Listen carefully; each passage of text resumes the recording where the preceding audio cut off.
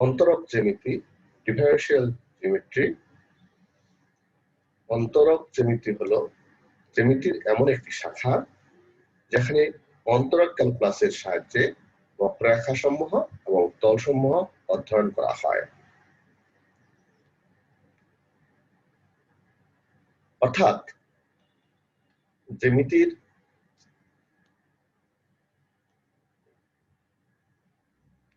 যে শাখা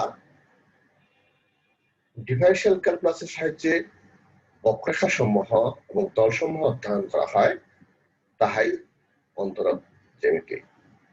মং 1746818, জন্ম 1746, মৃত্যু 1818, এবং গাউসকে 17771855 একত্রে অন্তরক জ্যামিতির প্রতিষ্ঠাতা হিসাবে বিবেচনা করা হয়। অন্তরক জ্যামিতির দুটো শাখা আছে, যথা লোকাল অন্তরক জ্যামিতি এবং গ্লোবাল অন্তরক জ্যামিতি। স্থানীয় অন্তরক জ্যামিতি, লোকাল ডিফারেনশিয়াল জিওমেট্রি। অন্তরক জ্যামিতির এই শাখায় আমরা কোন বিন্দুর প্রতিবেশে অর্থাৎ নাইবারহুডে বক্ররেখা সমূহ এবং তল সমূহের ধর্ম অধ্যয়ন করি। অন্যভাবে প্রতিবেশী বিন্দুর সাপেক্ষে একটি বিন্দুতে কোন বক্ররেখা কিরকম আচরণ করে তা অধ্যয়ন করি। গ্লোবাল অন্তরক জ্যামিতি বা ম্যাক্রোস্কোপিক জ্যামিতি বা বীজগণিত জ্যামিতি। Global differential geometry, macroscopic geometry বা অ্যালজেব্রিক জিওমেট্রি। এক কথায় এই শাখায় আমরা সামগ্রিকভাবে বক্ররেখা সমূহ এবং তল সমূহের ধর্ম অধ্যয়ন করে থাকি। স্থানীয় অন্তরক জ্যামিতিতে বা লোকাল অন্তরক জ্যামিতিতে আমরা কোন বিন্দুর নাইবারহুডে বক্ররেখা সমূহ এবং তল সমূহের ধর্ম অধ্যয়ন করি। আর ব্যাপকভাবে গ্লোবাল ডিফারেনশিয়াল জিওমেট্রিতে ব্যাপকভাবে বক্ররেখা সমূহ এবং তল সমূহের ধর্ম অধ্যয়ন করি। অন্তরক জ্যামিতিতে নোট, অন্তরক জ্যামিতিতে আমরা সাধারণত লোকাল অন্তরক জ্যামিতি অধ্যয়ন করি। আমরা যে অন্তরক জ্যামিতি পড়ব সেটা পড়ব আমরা লোকাল ডিফারেনশিয়াল জিওমেট্রি।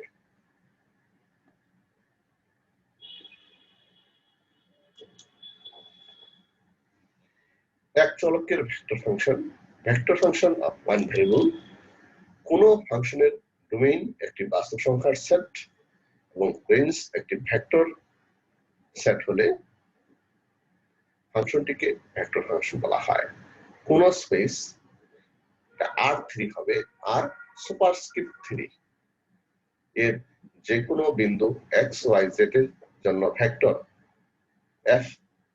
fxyz পাওয়া গেলে fxyz একটি ভেক্টর ফাংশন। fxyz কে fxyz f1 xyzi plus f2 xyzj plus f3 xyzk আরে প্রকাশ করা যায়। যদি f1 f2 ও f3 কে একটি পরামিতি t দ্বারা প্রকাশ করে তাহলে ft, কারণ xyz t এর function ft f1 ti plus f2 tj plus f3 tk আকারে প্রকাশ করা হয়, তবে ফাংশনের এই আকারকে প্যারামিটিক আকার বলা হয়। The vector function of one variable.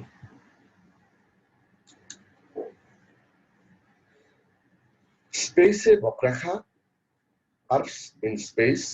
স্পেসে বক্ররেখা হলো স্থির মূলবিন্দুর সাপেক্ষে স্পেসে একটি বিন্দু সঞ্চারপথ যার অবস্থান ভেক্টর আর একক চলক পরামিতি ধরি টি বিশিষ্ট একটি ফাংশন দ্বারা প্রকাশ করা হয়।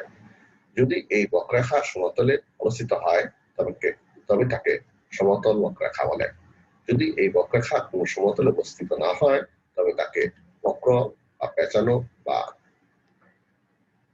পাকানো বা ত্রিমাত্রিক বক্ররেখা বলে। স্পেসে বক্ররেখা সমীকরণকে নিম্নোক্ত ভাবে প্রকাশ করা যায়। এক, স্পেস বক্রাকার ভেক্টর রূপে, স্পেস বক্রাকার প্যারামেট্রিক রূপে, দুটো তেলের সাদ রূপে। স্পেসে বক্রাখা আমাদের করা হলো স্পেসে বক্রাখা কার্ভস ইন স্পেস। এই স্পেসে বক্রাখা সমীকরণ তিন ভাগে, স্পেস বক্রাকার ভেক্টর রূপে, প্যারামেট্রিক রূপে, দুইটি তলের সাদ রূপে।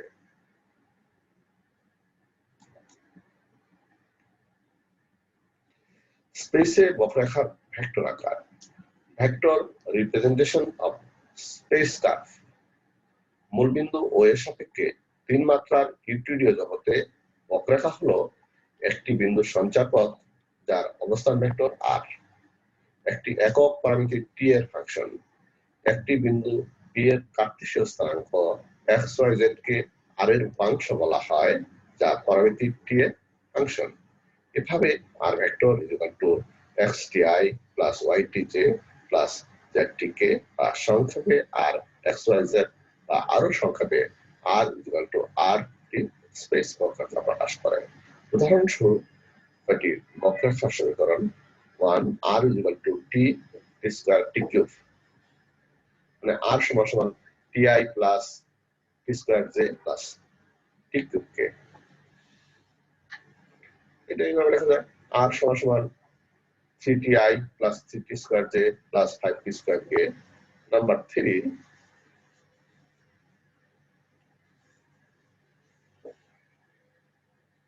r সমান সমান e to the power cos t, e to the power t sin t, e to the power t. এটা হলো ভেক্টর আকার।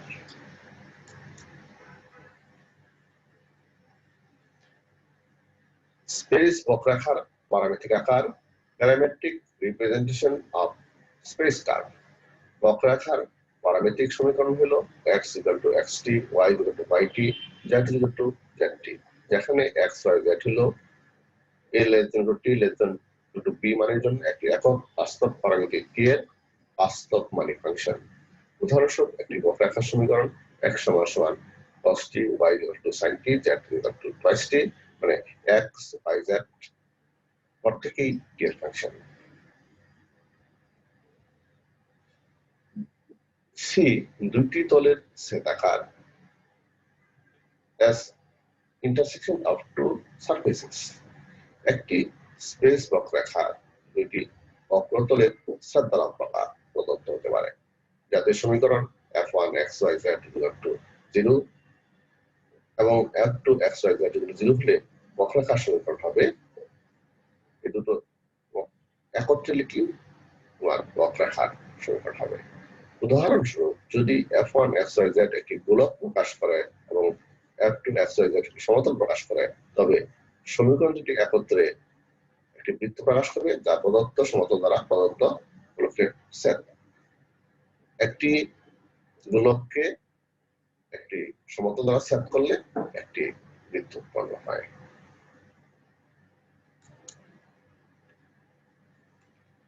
একক স্পর্শ ভেক্টর, ইউনিট টেনজেন্ট ভেক্টর। স্পেসে বক্ররেখার স্পর্শক বরাবর একক ভেক্টর বাহির করো। To find the unit vector along the tangent to a space curve, C বক্ররেখার এই বক্ররেখাটাই যে বক্ররেখা হলো C বক্ররেখার উপর নিকটবর্তী দুটা বিন্দু P প্যারামিটার হলো Q ও Q প্লাস ভ্যালু যাদের অবস্থান ভেক্টর P এর অবস্থান ভেক্টর R ভেক্টর, Q এর অবস্থান vector R plus delta vector. অতএব OP vector equal two R vector, OQ vector equal two R plus delta R। ত্রিভুজ OPQ হইতে পাই PQ সমান OQ minus OP implies PQ সমান R plus delta R minus R equal to delta R। ধরি রেখাটির উপর কোনো বিন্দু এর ক্ষেত্রে P এবং Q এর চাপ দৈর্ঘ্য যথাক্রমে AP দৈর্ঘ্য হলো S এবং AQ দৈর্ঘ্য S প্লাস ডেল S, চাপ PQ হলো চাপ AQ মাইনাস চাপ AP S plus delta S minus S plus delta S minus S delta S। এখানে চাপ PQ equal to delta S এবং যা PQ equal to absolute value of PQ equal to PQ vector PQ যে PQ equal to absolute PQ vector এর মান হলো PQ vector হলো delta vector যখন Q tends to P অর্থাৎ যখন ডেল্টা S tends to 0 চাপ বিন্দু যখন শূন্য হয় তখন যে PQ equal to চাপ PQ হয় এখন আমি লিমিট নেই অর্থাৎ limit delta S tends to 0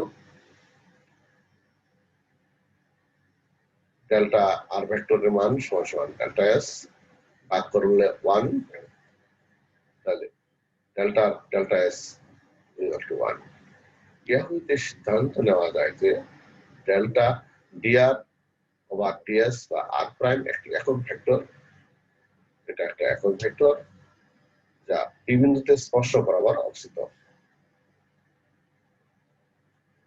সুতরাং এটা একটা একক ভেক্টর যা p বিন্দুতে স্পর্শ বরাবর অবস্থিত সুতরাং p বিন্দুতে একক স্পর্শক ভেক্টর t হলে তাই t ভেক্টর সমান সমান dr over ds equal to r vector prime. This is the important term t vector is equal to r vector prime.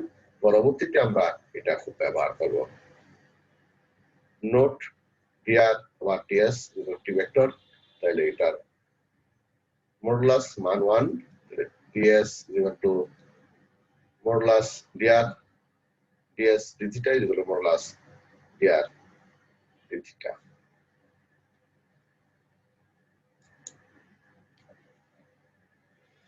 চাপ দৈর্ঘ্য আর্ক লেন্থ একটি বক্ররেখার দুটি বিন্দুর মধ্যবর্তী চাপ দৈর্ঘ্য নির্ণয়ের সূত্র প্রতিষ্ঠা করো to establish the formula for arc length of a curve between two points আমরা জানি t vector is equal to dr over ds r vector is equal to xi plus yz plus zk অতএব t vector is equal to r এর মান এটা যদি বসাই তাহলে কি dx ds dx over ds I plus dy over ds j plus dz over ds k যেহেতু t একক ভেক্টর সুতরাং t ভেক্টরের মান 1 তাহলে এটা যদি আমরা মডুলাস নেই lower dx over ds whole square plus dy over ds whole square plus dz over ds whole square 1 আমরা উভয় পক্ষে ব্যবহার করেছি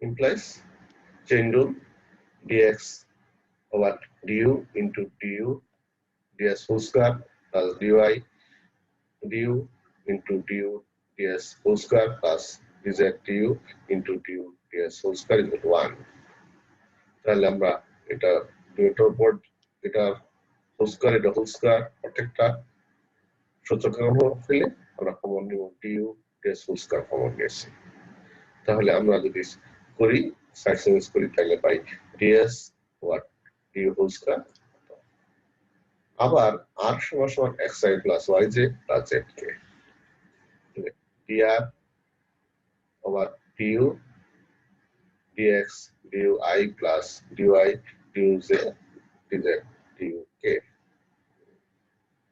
তাহলে এটার মানের বর্গ এত হোল স্কয়ার এত হোল স্কয়ার এত হোল স্কয়ার তাহলে এক আর দুই হইতে পাই ডান পাশের সমান তাহলে বাম পাশ সমান তাহলে এটা সমান ডি আর ডট এর সঙ্গে ডট স্কয়ার তাহলে ds du এটা তো আমি বর্গমূল নিলে ds du is equal to modulus of r vector dot the ds is equal to modulus of r vector dot du why not হইতে u not হইতে u সীমার মধ্যে যোজিত ফল নিয়ে পাই ইন্টিগ্রেশন করলে s is equal to integration u not to u modulus of r vector dot du this is এটাই হলো ইহাই একটি বক্ররেখার দুটো বিন্দু চাপ দৈর্ঘ্য বিচারের সূত্র